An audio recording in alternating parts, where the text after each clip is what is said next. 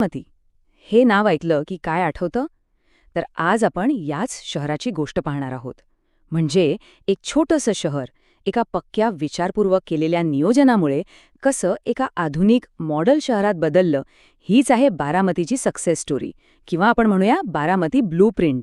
असं कसं होऊ शकतं की एक लहानसं गाव किंवा शहर एका आधुनिक, एकदम वेल प्लॅन्ड शहरात बदलतं? हा प्रश्न आज आपल्या देशातल्या अनेक शहरांसमोर आहे, नाही का? तर बारामतीची कहाणी याच प्रश्नाचं एक जबरदस्त आणि प्रेरणा देणारं उत्तर आहे.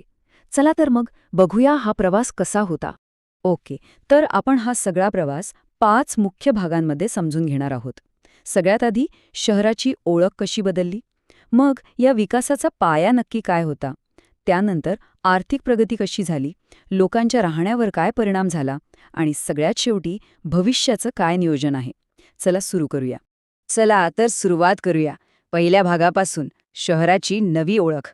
म्हणजे बारामती एका सामान्य प्रादेशिक शहरावरून एका महत्त्वाच्या अर्बन सेंटरमध्ये कसं काय बदललं, याची सुरुवात कुठून झाली बघूया. सगळ्यात आधी एक गोष्ट लक्षात घेतली पाहिजे. आज जी बारामती दिसते ना, ती काही एका रात्रीत घडलेली नाहीये. हा काही योगायोग नाहीये. यामागे आहे एक जबरदस्त, लांब पल्ल्याचा विचार करून केलेलं नियोजन. आणि त्याच नियोजनामुळे आज बारामतीमध्ये येऊन कायमचं राहावं असं अनेकांना वाटतंय. तर मग ह्या बदलाचा मूळ ब्लूप्रिंट काय होता? बघा, कोणतीही मोठी इमारत उभी करायची असेल तर तिचा पाया मजबूत असावा लागतो, बरोबर? शहराचंही तसेच आहे. आणि बारामतीच्या विकासाची पहिली आणि सगळ्यात महत्त्वाची पायरी होती एक मजबूत, पक्कं इन्फ्रास्ट्रक्चर उभं करणं. जरा विचार करा, 24 तास पिण्याचं स्वच्छ पाणी, शहरातले रुंद सिमेंटचे पक्के रस्ते आणि पावसाळ्यात पाणी साचून राहणार नाही अशी ड्रेनेज सिस्टम. हे अगदी बेसिक गोष्टी वाटतात, पण याच गोष्टी आपलं रोजचं आयुष्य कसं असेल हे ठरवतात. बारामतीनं सगळ्यात आधी याच बेसिक गोष्टींवर काम केलं. पण थांबा, विकास म्हणजे फक्त रस्ते आणि पाणी नाही. बारामतीने याच्या पुढे जाऊन विचार केला. म्हणजे सामाजिक पायाभूत सुविधांवर. लोकांचं आरोग्य, मुलांचं शिक्षण या गोष्टीही तितक्याच महत्त्वाच्या होत्या. त्यामुळे अनेक स्पेशालिटी हॉस्पिटल्स आणि चांगल्या शिक्षण संस्था उभारून त्यांनी थेट लोकांच्या आयुष्यात गुंतवणूक केली.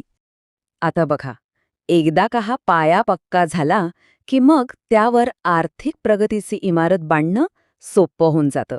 तर या मजबूत इन्फ्रास्ट्रक्चरमुळे बारामती इंडस्ट्री आणि इकॉनॉमीचं एक पॉवर हाऊस, एक इंजिन कसं बनलं ते आता पाहूया. हे बघा, तब्बल 800 हेक्टर. विचार करा किती मोठं क्षेत्र असेल हे.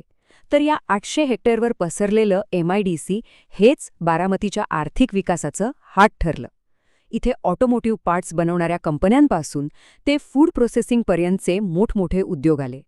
आणि यामुळे झालं काय, तर प्रचंड रोजगार निर्माण झाला आणि गुंतवणूकही मोठ्या प्रमाणात आली. आणि या सगळ्या विकासाचा इम्पॅक्ट किती जबरदस्त होता हे फक्त एका आकड्यावरून कळेल. गेल्या 10 वर्षात बारामतीच्या काही भागांमध्ये जमिनीचे भाव चक्क 6 पटींनी वाढले. 6 टाइम्स. हा एकच आकडा विकासाचा स्पीड दाखवायला पुरेसा आहे. आणि सगळ्यात चांगली गोष्ट काय होती माहितीये, की इथे फक्त मोठ्या कंपन्यांचाच विचार नाही झाला. बीडा नावाची एक संस्था आहे, बारामती इंडस्ट्रियल डेव्हलपमेंट असोसिएशन. या संस्थेमुळे स्थानिक लहान मोठ्या उद्योगांना सुद्धा एक मोठा सपोर्ट मिळाला. म्हणजे विकासाचा फायदा सगळ्यांपर्यंत पोचला पाहिजे, हा विचार यामागे होता. आता हे साधं गणित आहे. जिथे इकॉनॉमी वाढते, जिथे लोकांना नोकऱ्या मिळतात, तिथे लोक राहायला येतात. आणि लोक राहायला आले की घरांची मागणी वाढते. बारामतीत अगदी हेच झालं. आणि त्यामुळे इथल्या रिअल एस्टेट सेक्टरला, म्हणजे गृहनिर्माण क्षेत्राला एक मोठी चालना मिळाली. घरांची मागणी इतकी वाढली की शहरात अक्षरशः एकामागोमाग एक नवीन रेसिडेन्शियल प्रोजेक्ट्स उभे राहायला लागले. 2 BHK, 3 BHK फ्लॅट्स, मोठे विलाज, अगदी टाउनशिप्स, सगळं काही.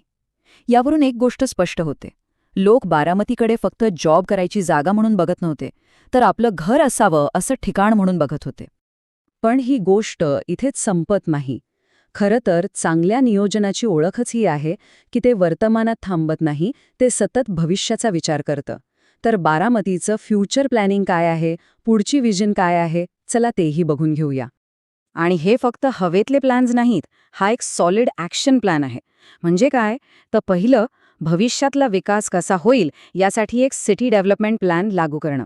दुसरं, पुणे मेट्रोपॉलिटन रिजन म्हणजे PMRDA सोबत जोडून घेऊन मोठ्या स्तरावर विकास करणं. आणि तिसरं, इथल्या विमानतळावर नाईट लँडिंगची सोय करून त्याला कमर्शियल वापरासाठी तयार करणं.